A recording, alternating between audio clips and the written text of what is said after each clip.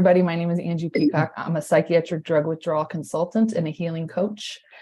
I like to bring you conversations that are important, that are relevant to people in psychiatric drug withdrawal, whether that be antipsychotics, antidepressants, or benzos. Today is a very important topic. It's sort of like, I'm going to give a huge disclaimer at the beginning. It's like, you can't do this until you can. You know what I mean? So don't feel like this is pressure. Everybody has their own healing process. So today we're talking about facing some fears, driving, which is something everybody has trouble with for some reason or another, and kind of working with your symptoms when you have to. So there's circumstances that come up in your withdrawal journey, things like a family funeral or a family reunion or a birthday or a graduation. And maybe you don't feel well and you don't want to go, but you kind of have to. So we're going to talk about that. Some people can get out of things like that. Some people you just can't. So Kevin is a perfect example of this. I'm going to read his bio for you, so you kind of know who we're talking to today. But then we're going to get in the weeds about, like, what do you do when you still have symptoms, but you have to get your life back, or you want to get your life back, or you're feeling good enough to sort of tiptoe back into life. That's what we're talking about today. All right. So Kevin Kirk is 48 years old. He's married with 3 daughters. He's currently living in Kentucky. After graduating high school, he served in the United States Air Force. After serving, he went on to earn a bachelor's degree from Western Kentucky University and a master's from Eastern Kentucky University. His work experience includes 2 years at a psychiatric hospital, 12 years with the state as a social worker and probation officer, and 10 years as a program director for various nonprofits. His secondary job, and his favorite, was working as a Divemaster for a local dive shop. He earned numerous certifications in public safety diving, cave diving, technical diving, and several other various certifications, both recreational and professional. His family and friends would describe him as a thrill seeker. He loved anything with a motor and was usually the first one to try anything, like racing, bungee jumping, flying, roller coasters, anything that would get that adrenaline flowing. This is who he used to be prior to being misdiagnosed and prescribed psychiatric medications, including benzos. Wow. Talk about adrenaline. Ooh, what do you think when I read all that? I miss who I used to be. Right. That's when I wrote it and whenever I looked at it, I definitely miss that. I've definitely changed from that person. And so it's taking steps to try to get back to as much as I can. But, even better. Yes. So, I mean, that's so clear. Like, you went from diving in caves underwater and bungee jumping to, like, benzos and other psych drugs took you to a level like you're scared to drive. Like, that's how severe this can be. Right. Yeah. I was scared to get out of bed. Right. For at least a month or a little bit over. Mm-hmm. It pretty well took everything, personality, career. It pretty well took it all. Yeah. So let's start there. Like, tell me what led you to come on psychiatric meds. Like, what kind of happened to get you to where we are today? Yeah, it's kind of a long story because it's really been over a 10-year period, that I started. But I initially went to see a psych doctor because I was having trouble completing tasks. So, like, I would go to wash the car and I would start getting frustrated that I wasn't doing it good enough.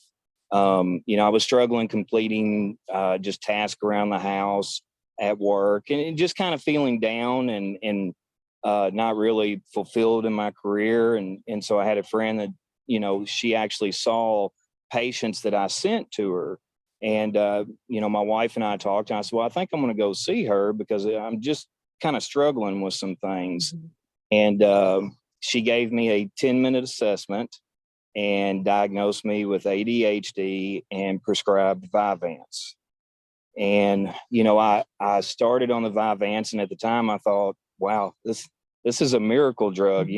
This is amazing. I feel awesome. I'm able to do all kinds of tasks and not stress about it. And I stayed on that for almost 2 years. And I would go in to see her, and she would ask me how I was doing. I'd say, well, it seems like it's wearing off right around lunch, so she would up the dose. Mm-hmm. And in 2 years, I was on 130 milligrams of Vyvanse. Wow.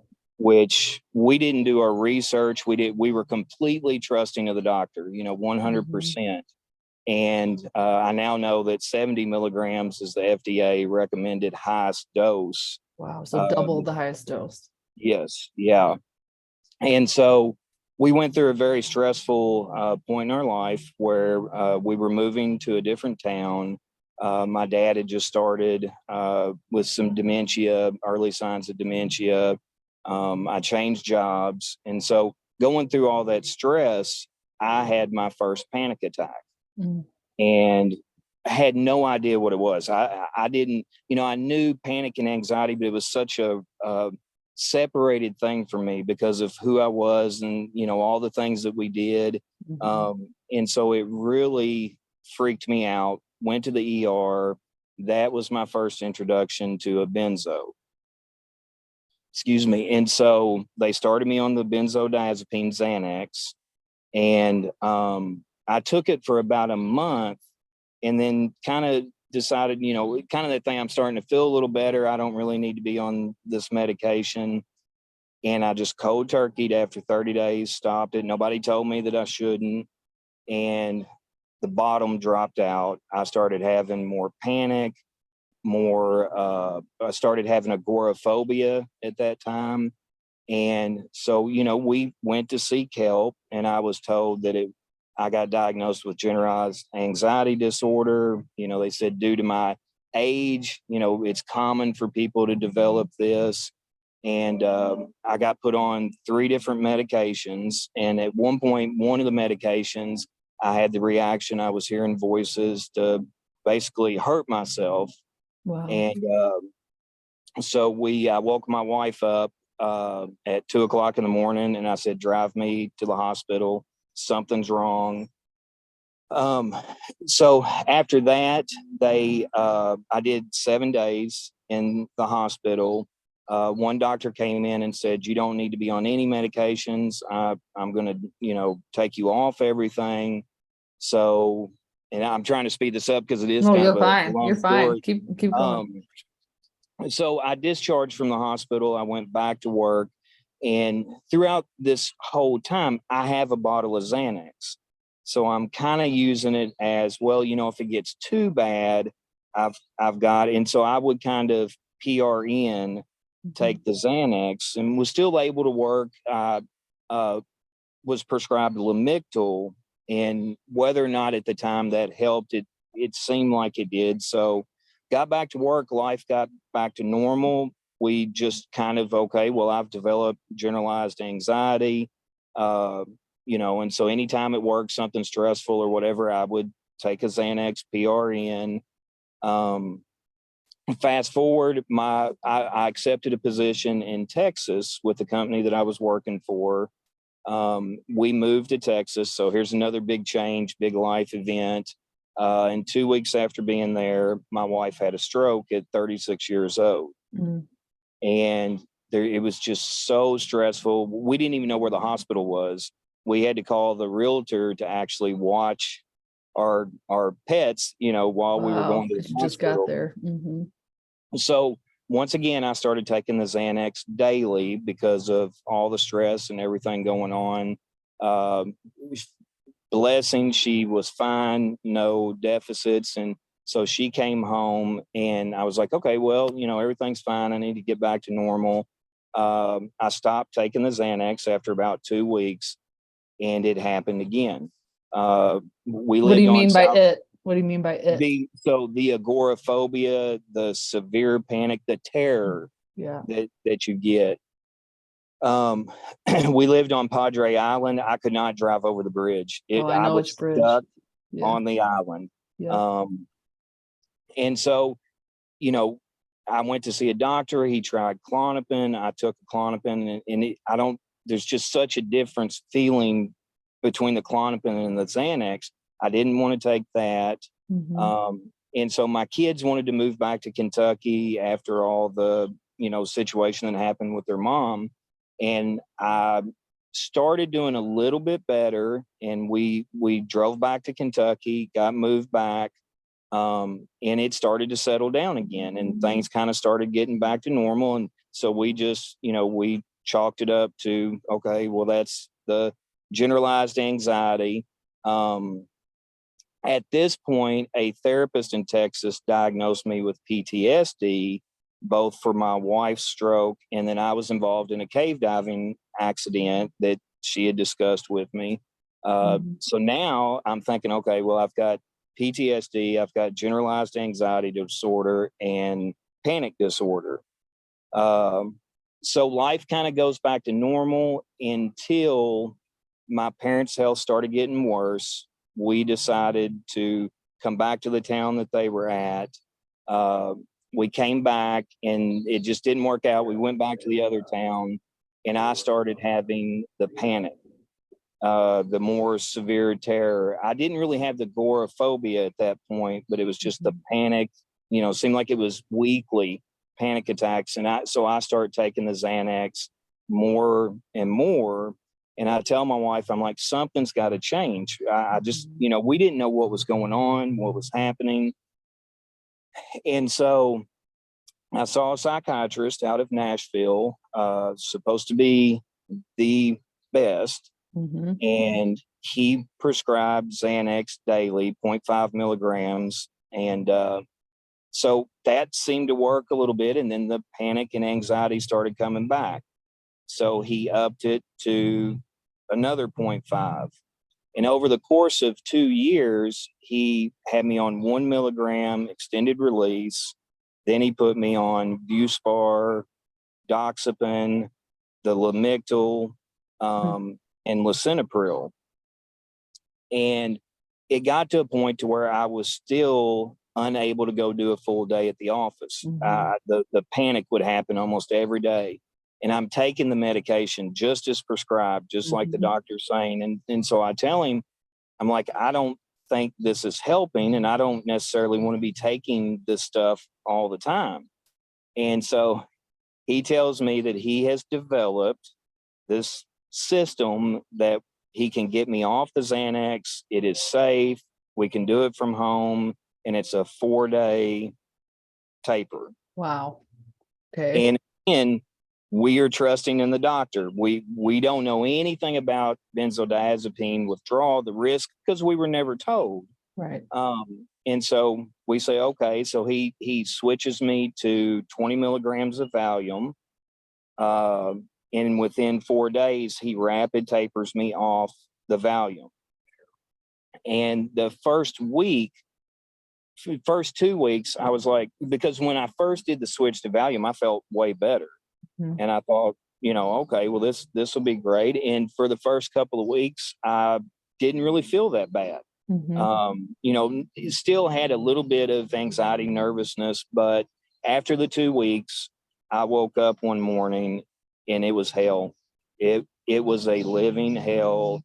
I had no idea what was going on. I couldn't get off the couch. I couldn't take a shower. I was just paralyzed.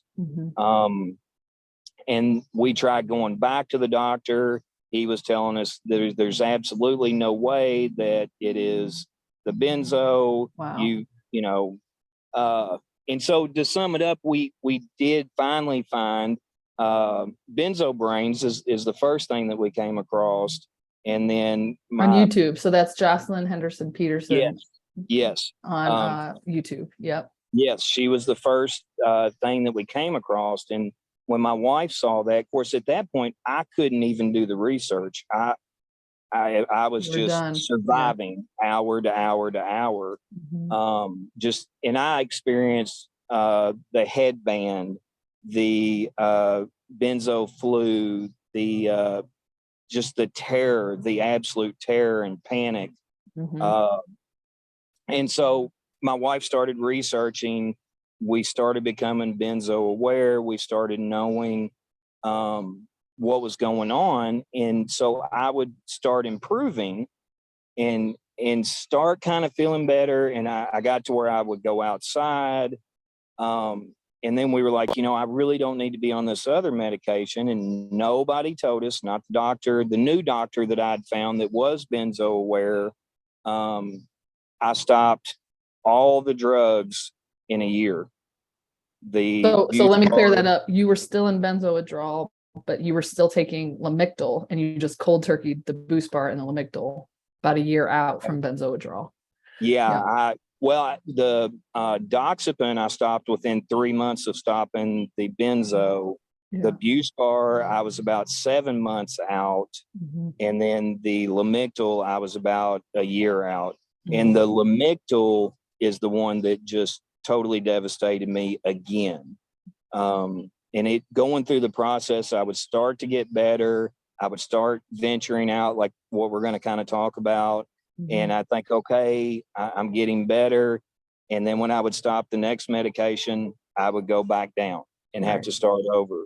But the last medication, the Lamictal, is the one that I almost didn't make it through. It brought with it the suicidal thoughts, depression, hopelessness, which is when I started seeing you. Yeah. Yep. So you've had a rough road, and it took you a while to figure it out because your doctor did not recognize this is withdrawal. This is a safer way to withdrawal. Like, don't cold turkey the Lamictal. Like, there was no warning, no information about deprescribing at all. None. And that's over 4 doctors in a 10-year period and 5 therapists. Nobody recognized, nobody mentioned anything. No. And you're just like me. We have master's degrees in social work, and we never heard of this information. Like, we work in the field, trained in the field, and they don't train us as social workers or people in the mental health, like probation, nothing. Right. Yeah. I had no idea. No idea. Yeah. So once that period wore off, I remember when you first came to me, and I think you were still trying to piece together like what exactly happened to you. You know what I mean? Like, you're still kind of figuring it out. And then, and so again, let me put my disclaimer for anybody watching, because I know lots of people have joined us since we started. So there's a healing process that takes place.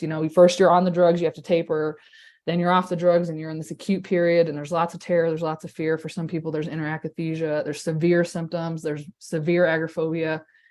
And then once those kind of calm down, or not, because we're going to go there, you do want to start tiptoeing back into life. And that's a hard part, but you can't do that until you can, you know what I mean? So I just want to give that again as a disclaimer. Like, Kevin is at that part of the process where the most severe symptoms have calmed down, but there is some family obligations that you have that you had to face. Like, we could not prolong it anymore. So let's take us to that point. Like, what part of the recovery process do you feel like you're at? And then kind of tell us about your parents. I think I'm past the acute phase, and I'm healing. We kind of talk about it, on a scale from 1 to 10, 10 being completely healed. I feel like I'm a 5.5, 6. Good. I feel like I've gotten through the worst part, but you have the windows and the waves. It just seems like the waves get a little bit less intense, a little bit shorter, and the windows tend to be a little bit more prolific, I guess, just a little bit more clarity. Right. But I feel like I'm daylight and dark from 6 months ago. Oh, big time. It's been a tremendous, but I still cannot work.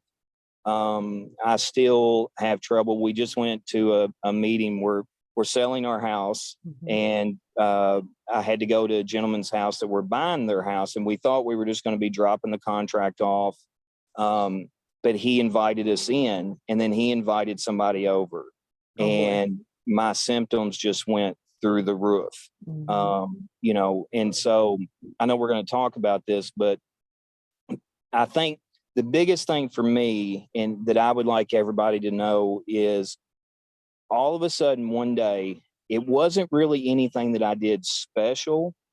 One day I just felt like, hey, I think I can drive to the store.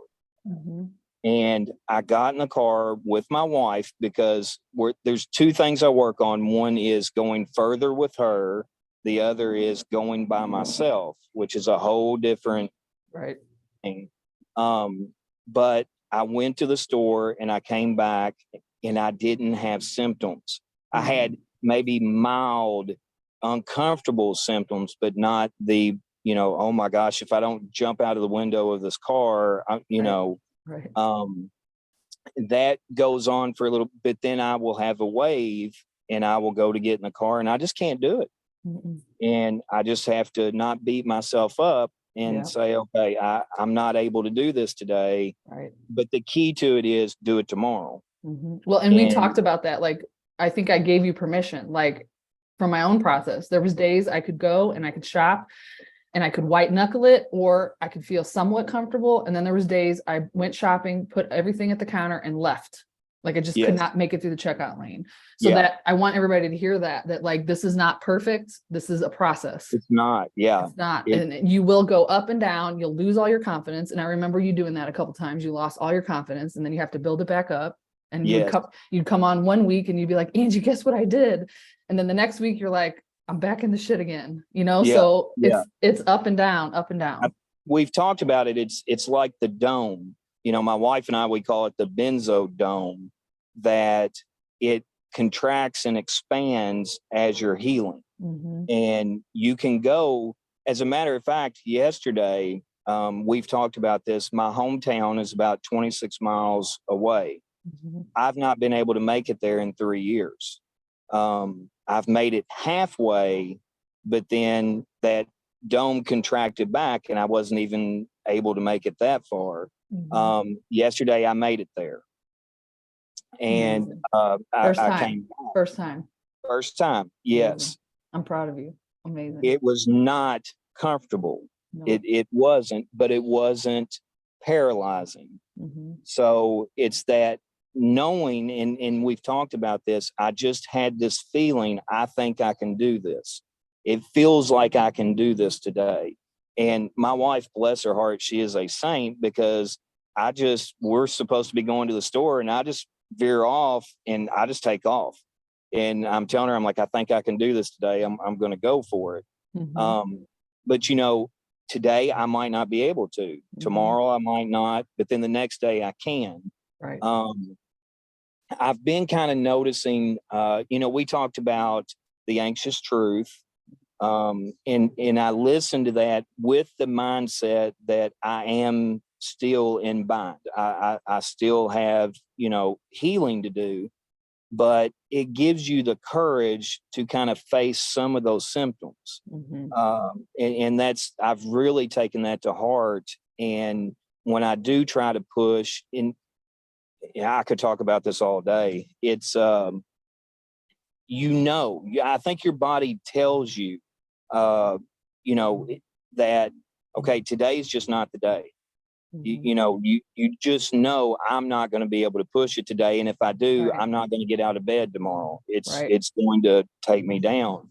But then there's those times that your body's kind of like, hey, you ought to. And so you face the fear, because there's always fear there, Mhm. and you push and it will amaze you, wow, I was actually able to do that. And the confidence, when you get that confidence, you're able to go even a little bit further. Yeah. Uh, So let me stop you there really quick, just for people yeah, in the audience. So one of the things I always suggest when you reach this part of the process where Kevin is, where I want to tiptoe back into life, it's going to be hard. I haven't left my house. I haven't driven, things like this, but I'm out. I think the worst is behind me. I always recommend to listen to the Anxious Truth podcast, start at episode 1 and at least go to like episode 10. They're very short. Some are 10 minutes, some are 20 minutes, some are 6 minutes, but he gives you tools to work with anxiety disorders. So it's not exactly what we're experiencing, but some of his principles overlap with withdrawal. So there's things like, by avoiding the fear, by avoiding driving, by avoiding the grocery store, you're actually keeping the anxiety in place. And part of the thing we have to do is like teach our bodies and our brains that these things are safe. They're not dangerous, but that does not come easily. Like you're going into a grocery store with a lot of fear and you're working on calming yourself down and teaching your brain it's okay. So it's like, I wish I could just start, and I'm thinking about it, like making us a process with Bind, like how to work with this using some of these principles. But that's what I did. And what happened when I told you to do that? Because I thought it was amazing when you came on the next week. yeah, I listened to it and I was like, oh my gosh, I'm going to, I'm going to take this courage, because he talks about the courage. And I was like, I'm just going to go for it. And it gave me that little push, I think, to kind of face the fear, because when you're going through this, the fear is real. It's definitely real. And there's just times that once you push past that fear, you're like, oh my gosh, I actually was able to push past this, and it makes it easier, because when you go through what we go through, it is an extreme, severe trauma. And anybody that goes through a trauma is going to be fearful. And, there's the withdrawal part, the bind part, that is our GABA receptors, and where, biologically we're not able to do some things. But there's also the psychological part. And to work on that psychological part, when I heard that, and I heard him talk about the courage, I was like, if I don't take a step, I'm never going to take a step. I have to take a step. And it just, after I listened to that and we talked, and I was like, oh my gosh, I went, It was like a light bulb went off. It was like one week Yes. you were like, Angie, I can't leave the house. The next week you're like, guess what I did? I went to here, I went to there. And I was like, what was it? The thing. And you were just like, it was just like an awareness that like, I could do this. It's going to suck a little bit, but I have the courage. We know what courage is. We had courage to get through withdrawal. It's the same courage. Right. But kind of what you're talking about is you ride that roller coaster of fear. And once you ride it and you just kind of stick with it and you do a couple things, we'll talk about that in a second, but it comes down. It comes down. Does. Now, it does feel like bind. I should have said this, but bind is benzodiazepine induced neurological dysfunction. So the remnants of benzo withdrawal for some of us. Okay.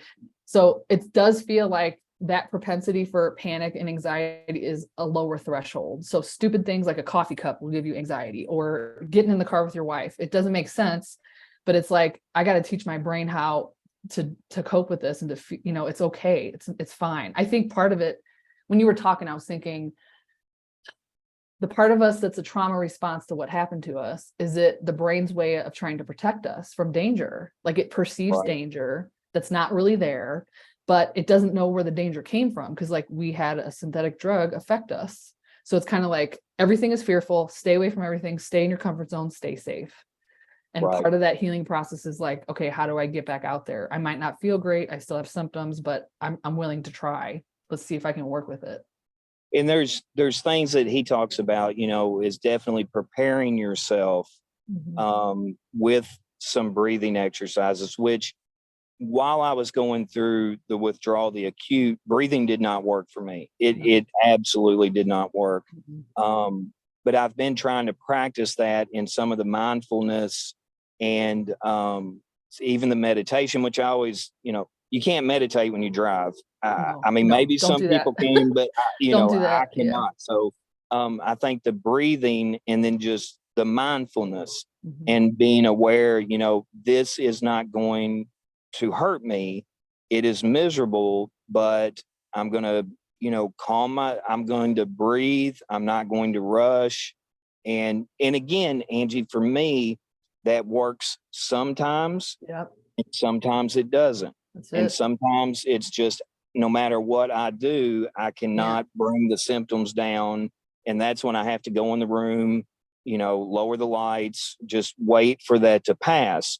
But key for me has been, once that passes, going back again. That has really been the key. I think we talked about in one session where at the bank, I went to the bank by myself. Most of the distance driving that I'm doing, I have my wife with me. And then I'm going by myself on shorter distances, trying to kind of push a little bit. But I went to the bank, got in the drive-through. It was taking forever, and I had a panic attack in the drive-through. I've tried to, when I have a panic attack, not go home, not identify home as a safe space, try to let that calm down. But this one was so severe, I came home, but I stayed in the car in the garage until it passed. And then I drove right back to the bank and I sat in the bank parking lot. Amazing. And I think it's that, I think he uses the word tenacity. Yeah. And, I think you have to have Be that because, bold. Be bold. yeah, I feel like recovery is active. You have to be active when you're able to do it. I Yes. always want to say that when you're able to start doing it is, you just have to keep doing it. It's a daily thing. My wife and I were joking. She said she's so tired of driving around doing nothing. Oh wait, Kevin, you pressed mute by accident. There you go. Okay, sorry. She's so tired of Did I driving go around. mute there for a Yeah, second? just for a second. You said she's so tired of driving around doing nothing. Oh, hold on, Angie. I think I lost you. I'm here. Uh-oh. I can hear you. Can you hear me now? Yeah, Sorry. I can hear you. Go ahead. It's okay. So, we've just been pushing and driving. And so now we've decided instead of the driving, we're starting to go into places because that's a whole different, set of, and another fear that I have that I struggle with really bad is walking away from the house, away from the car. Because I struggle with the what ifs and the what if I get down the road walking and I have a panic.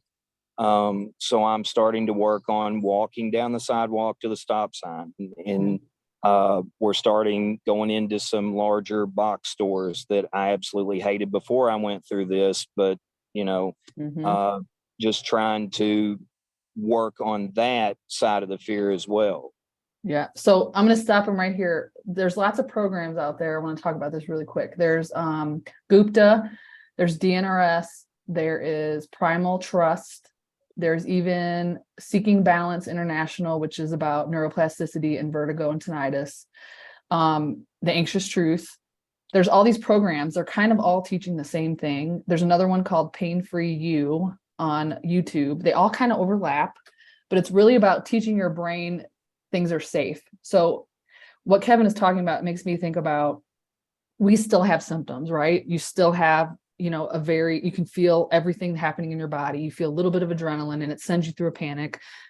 For me, it was like, if I feel a little bit dizzy, this is my train of thought. I would walk in a store, everything was too bright and everything was kind of moving and there was all these smells and just too much information coming in. And then I would kind of hold my breath and I would say, oh my God, I think I'm going to fall. I think I'm going to have a seizure. I'm going to hit my head and then they're going to call the ambulance and then they're going to give me a benzo and then I'm going to have to kill myself. Like that's literally my brain would take me there. And then I would panic more and then I would feel more symptoms and then I would panic more because my symptoms stronger. And then I'd run out like screaming, like I could not do a store. So all those programs to me are teaching you, you can have these symptoms. They don't mean anything. You're not going to die. They're just there. There's some injury, there's some trauma response, whatever you want to call it. I don't really care. There's something going on in your body that you're scared of. And so it's kind of teaching you how to be with the symptoms. They're not necessarily going to go away. They need to express themselves. They need to heal, whatever language you want to use. But it's kind of like that secondary reaction to what's happening in your body. So to be less afraid of every little sensation that you feel. So from the Anxious Truth, he talks about go slower, 7% slower. So for me, the tool that I used, I want to hear what your tool is, but what I used during my retraining period was, okay, the minute those symptoms would kick up when I would walk in a store, I would slow down first. I would like relax my shoulders, relax my jaw, relax my tongue. I would try to just get really still. And then I would ask myself, Angie, what do you need in this moment? And almost inevitably it was slow down, take a deep breath, put your hand on your heart. Look around, just slow down, slow everything down. And I had to work with that. I mean, for a couple of years, just slow down because my brain is just and just firing off all this information coming in. So can you tell me, like, from all your listening to Anxious Truth or what things that you've been trying, what seems to be the key for you, or like, what have you been doing? You just said it. That's the number one thing is slow down for me, is because I will catch myself. We went to the grocery store and it's the back of the grocery store is just, oh my gosh. And so what I'll catch myself doing is almost being in a damn dead sprint to get to the back of the grocery store to grab something, and then just sprint back as Get fast as I out. can, or at least to get to the windows, at least to be able to see the outside. Mhm.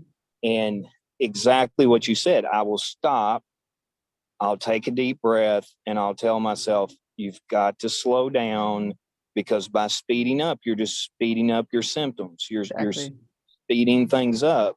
Mhm. And I'll take the deep breath, and then, and if it starts to come out, I'll stop again.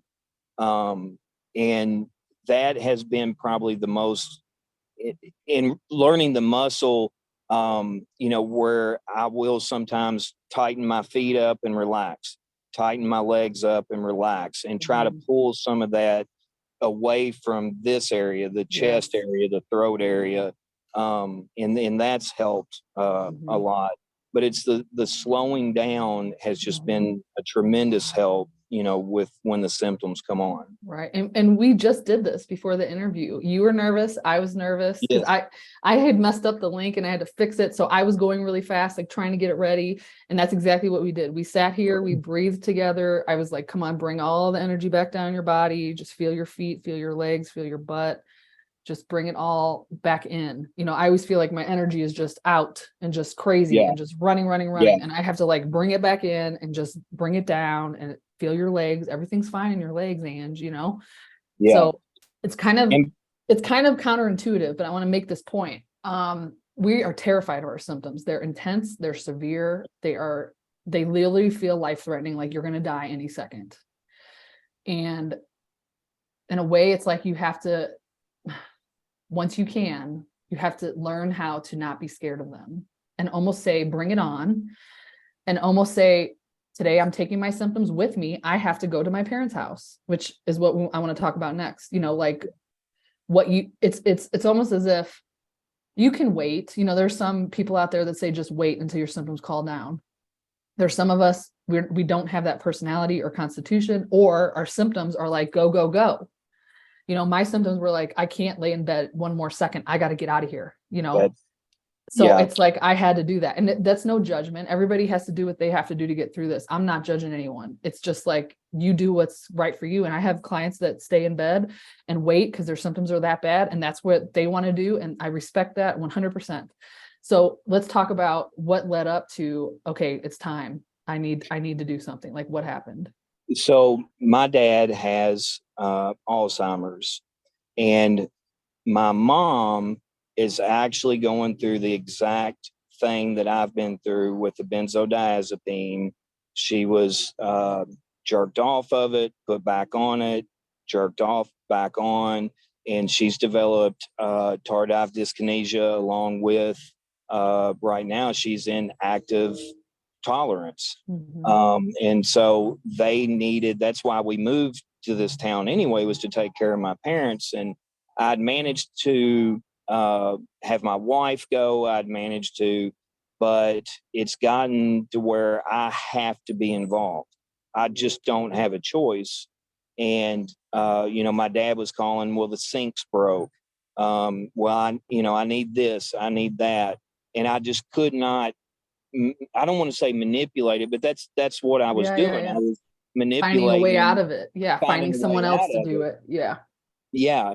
And so I, that's when we talked. I listened to the anxious truth, and I thought, I've just got to do this. Now, one thing that works for me that is counterintuitive, that doesn't, I had a therapist tell me, you've got to speak to yourself kindly. You've got to, you know, that's not my personality. My personality, Uh-oh. You have David Goggins in your brain? yeah. It's, I mean, I am very, well, military. It's just, I, as an That's what I was gonna athlete, say. It's a military thing, I think. yes, Yeah. you push yourself. And so on that time, I just told myself, you're going. I don't care. And I got myself pissed enough of dealing with this that I'm just going to do it. Right. And that one time, the very first time that I went, that's how that I went. I just told myself, I don't care, you're going. And I made myself mad at myself. I know that's Yeah. counterintuitive, but it was enough to motivate me. And then once I got there and I sat with them and I left, I was like, wow, I was able to do that. And it desensitized in a way that now, as long as I'm not in a wave, and that's if I'm not in that wave, I can go back and forth without any Mm-hmm. trouble, really any symptoms. It's become so familiar. And that's been the thing that I've noticed, is just as I push and I get the familiarity of the places that I'm going, that lessens the anxiety as well. Yes. You I'm know, writing a note because this is so important what you're saying. Okay, this is so important. So we have all these what if thoughts, like, well, what if I can't do it, or I can't do it because my symptoms are too bad, or we tell ourselves all these things. Now, I'm trying to be sensitive. There's a period when you cannot do this. Don't even attempt it. I don't want you to. Okay. It's when you get the impulse, I need to do this, or I need to do something, or I have to do something. That's when this is coming into play. So it's like at a certain point, you're saying to yourself, I don't care what you feel like, your thoughts and feelings and all these things that are telling you not to do it. You're just like, that's fine. You're there, but I'm going to do this anyway. You know what I mean? That's yeah, number one. The second thing is, I think when you do that enough, and even when you have bad days and you can't do it and you run home, it doesn't matter. When you start doing that, those voices get smaller, because you're like, I am not listening to you. You're a fear. You're not real. It never happened. I can't tell you how many times that saved me in the middle of a grocery store. I would say to myself, I have been to this grocery store 50 times and I've never fallen and hit my head. Nobody's ever called the ambulance. Nothing has ever happened. You have never died. If you were going to die, you would have died by now. So there's a confidence that comes out of that once you can recognize these what if thoughts, this fear, this panic in my body, whatever. It's not real. Like, it's my brain misfiring, telling me lies. Really, that's what it is. So you go anyway, you go with it. This starts to shrink. You keep gaining in confidence.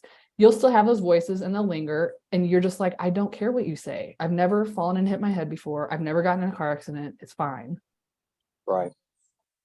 But also, last thing, there's a touchstone there. So every time you go to the grocery store, you can see the growth. Or every time you drive to your parents' house, you can see the difference. And not every time is better than the last. Right. Sometimes you fall back, but Yes. if you're not doing those things, you don't have a touchstone to know if you're healing or not, or if these things are working, if you're just staying at home and you're not, having these experiences out. Even walking to the mailbox, like if you walk to the mailbox every day, 4 days out of 5, it was a pretty good experience. I had one crappy day, but the more I do it, the more I can, and maybe next week I can go further. You know what I mean? It's like you need that touch, you need that feedback. And it seems like, at least for me in my situation, the further I push, the easier the shorter becomes, if I'm explaining that right. So for example, going 5 miles was just a fight in it. And then 10 miles was, but once I made it to the 10 miles, the 5 miles became way easier, way Yeah. familiar. And Yeah. so, each time you push further out, and you face the symptoms, because, well, I think you and I have talked, I have yet been able to be symptom free. Mm-mm. It's been like a mild and uncomfortable. It's just never, what, I don't want to say never because it happens, but it doesn't spike up to the panic level. Mm-hmm. It's just I'm very uncomfortable. And it's the fear of the what if. What if I get this far and this happens? And once you make it that far and it doesn't happen. But Angie, like you were saying, it's a very good point. I've been to my mom and dad's house now, probably 30 times. Mm-hmm. And 25 of those times have been okay. But there's been 5 times that even after the 10 times of going and it being okay, it wasn't. It's Right. very difficult. And there was actually one time where I had to walk to the door and say, I'm so sorry, but I got to go home, Right. But I think the key to it is just being active and keep trying, Yeah. you know. Yeah. I love that. I love it. And that's where that courage comes in. That last time was not successful. Then I'm going to get an impulse that tells me, okay, today's the day. Let's go try it again. And you Right. remember, that's where I think you lose confidence. We talked a lot about confidence in a couple sessions where you're like, Angie, I just can't do it. Like, it was, it just got hard again. Like, why did Yeah. it get so hard again? And it's like, when that last time burns you, man, it sucks the wind right out of you. It takes the air out of your sails. And it's like, that's when it takes the courage. Like, you just got to try again. Like, keep trying. It's your last memory Yeah. of, if your last memory is of dealing with severe symptoms, Mhm. that's what, if your last memory is, wow, I was able to do that without the severe symptoms, and that's where I struggled some, because I would have that severe symptom, just like what you're saying. And then, oh God, I do not want to go through that again. I Right. just, and being able to, like you said, have that courage and try it again. And then you kind of get that confidence. It's a roller coaster. It's Mhm. really, And and down. you've seen me go where I've been like, oh my gosh, I made it here. And then I can't go to here now, Yeah. Well, and every week when I see you come on my schedule, I'm like, uh-oh, is Kevin going to tell me something good or something bad? And when you come on, Right. when you come on and you're like, guess what I did? I mean, that's why I do this work, is because I get to watch people heal all the time. And when you come on and say, guess what I did? You'll never, and you told me that one day I went to 5 places or something. And I was like, oh my God, this is why I do this. It just fills me up so much to see you getting your life back. And I know it's not easy. And I want to tell everybody, Kevin's only been doing this like 2 to 3 months, right? Right. This is very fresh to him. This is It new. is. He's just starting this process. And one thing that I was thinking about yesterday that I definitely wanted to mention is, this is exhausting work. It will drain you. And my personality, I want to be going all day. I Mhm. want to be doing, I should be able to be healed in my mind. But you realize, just driving 26 miles one way and back, I became so physically exhausted that it changes my voice. Yeah. And my wife will comment on that. And what I've been trying to do is, when I do something like that, something that's more difficult, that's putting me I will come back and lay down. Um, I have a 30-minute cap. I don't lay down more than 30 minutes. Sometimes I might fall asleep, sometimes not.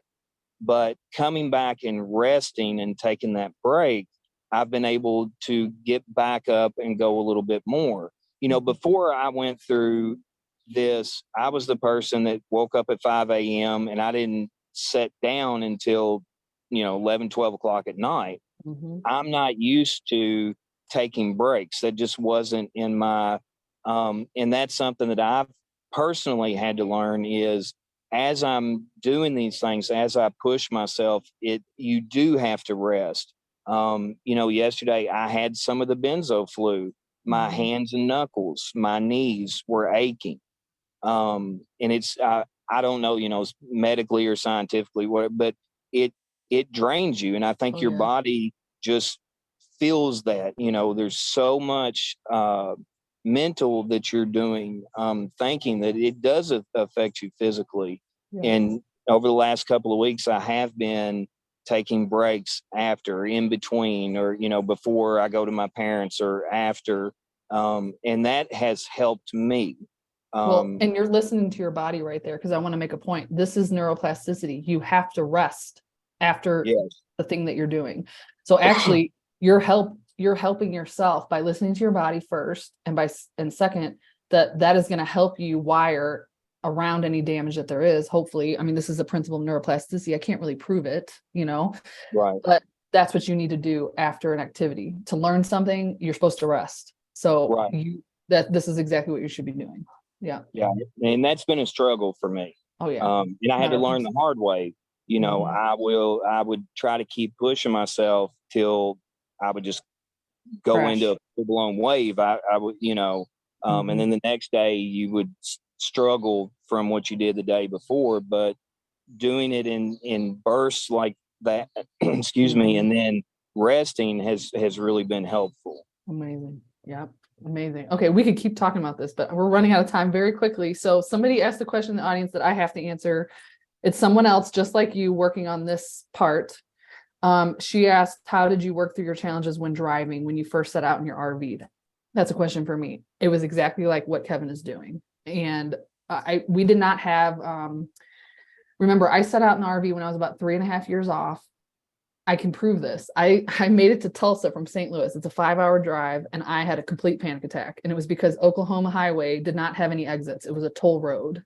And I was like, how is this possible? There's a highway with no exit. I don't understand.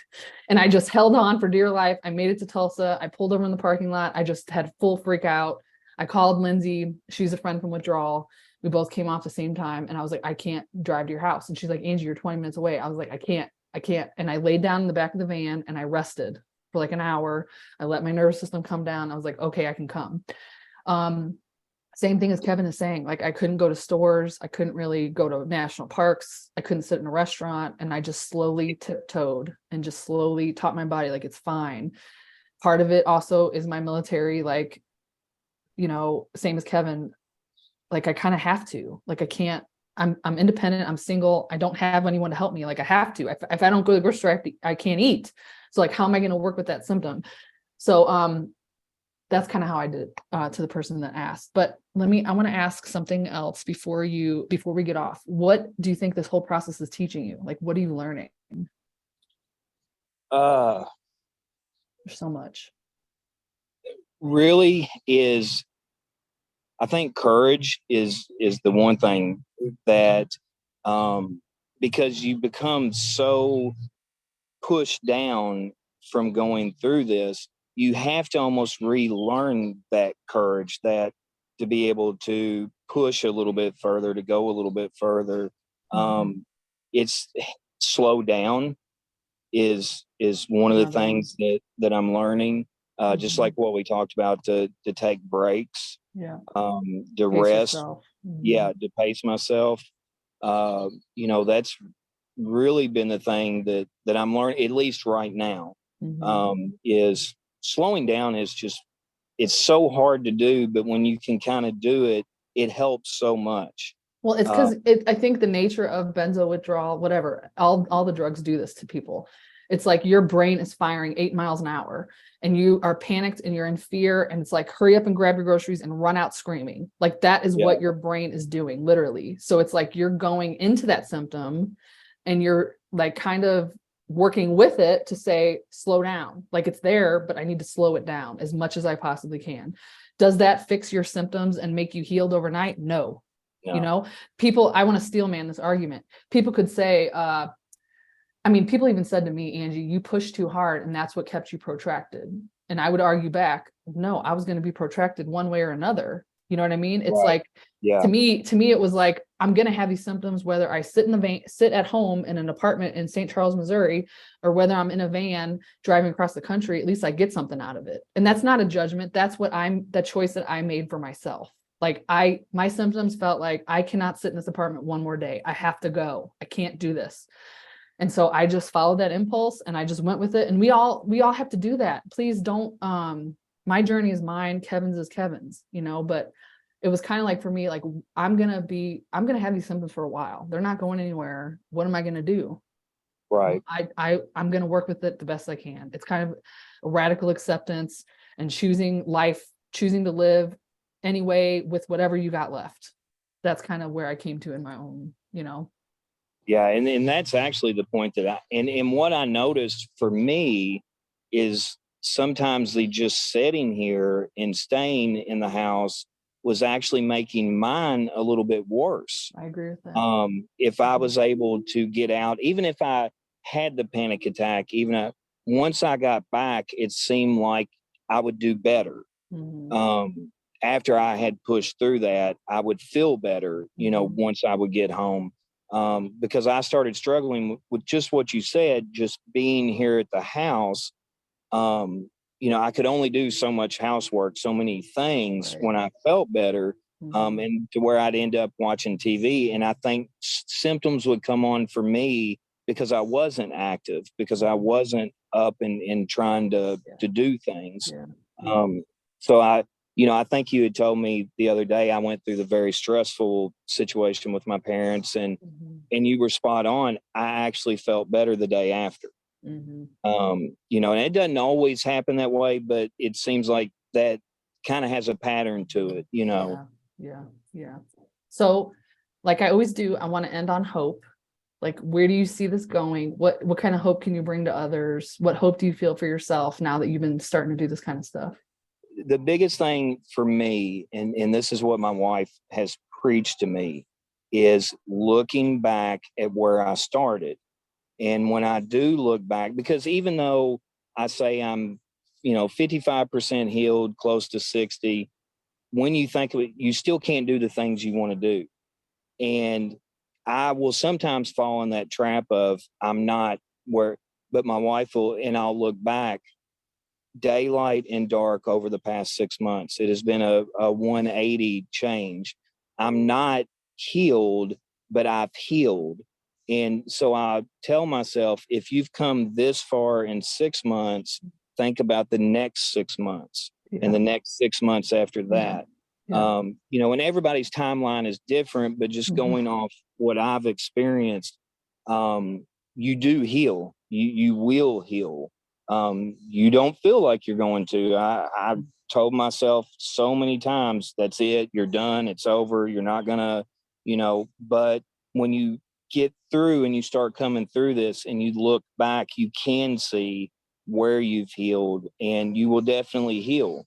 And there's hope, and you know, it's just holding on to that hope and knowing, okay, I've come this far, imagine where I'm going to be at, you know, twice this length of time, or you know, triple this length of time.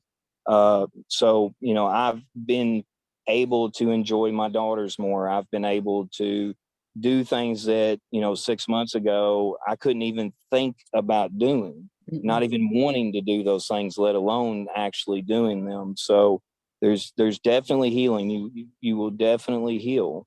Amazing. Even I said to you, like, I try to work myself out of a job. I don't want to see you forever. I want you to fly, bird, you know, go. Yeah, So like, yeah, even 2 weeks ago, I think you said, Angie, I don't think I need you every week. I think every other week. I was like, yes, yeah, we're getting there. Like, that's and that should be the object of any therapist, coach, psychiatrist. I don't care who you work with, is you don't become dependent on them. They give you tools to help yourself, and they empower you. We are all healers. Like, we all can heal ourselves. That's what we're doing. right. So it is like with my pleasure to like watch you blossom and take off in the wind and never look back. It's like, I think at a certain point you'll see you're not quite there yet, but you're getting there. You'll be off like a slingshot. You're just like, boom, I don't need you. I don't need anything. I'm good, you know? And you And just that's go. something I repeat to myself quite Yep. often too. Slingshot. So That's where yeah, we're heading. You know, you don't need as much support. You don't need as much therapy. You don't, you know, whatever it is that you're needing, you feel confident in yourself. You know, you can handle it when things come up. I can do this. It's going to be fine. I'm not going to die. I've done this a million times. You become so strong in yourself. So I'm so proud of you. I'm honored to watch you go through this process. I'm everything that I've done, you've taken it, and everyone has to tweak it in their own way. Like, what's going to work for me, but it's about right. going into those symptoms, working with them, not being so afraid of them. Well, Anyway, and it's I'm just going to awesome. say this, and you're not going to take credit for it, but I'll still say it. You saved my life, and that's just, I've told my wife that it's, you have really helped me from the lowest point that I feel like I could ever have been, and just help guide me to where I'm at now, and you know, to where I'm going to be going in the future. So Thank you. I'm very appreciative. Thank you. But you know what I said to you before when you said that to me is that you saved your own life. I was I just know, there holding I your know. hand while you were saving it. But Yeah, anyway, thank you so much. Thank you. I thought this was an excellent episode. I know there are going to be tons of comments and questions down below, so feel free to come back and answer them. For everybody watching, thank you for coming. Share it if you know somebody that's in this part of the process. If you could do me a favor too, just like my page, or like us on Facebook or YouTube or whatever one that you use, that would really help. It helps other people see it. It's like an algorithm thing, whatever. But anyway, thank you guys so much. Thank you, Kevin. Tell your wife I said hi, and okay, keep having the courage. You got it. You got it. all right. Awesome. All right. Bye, everyone. Thank you so much.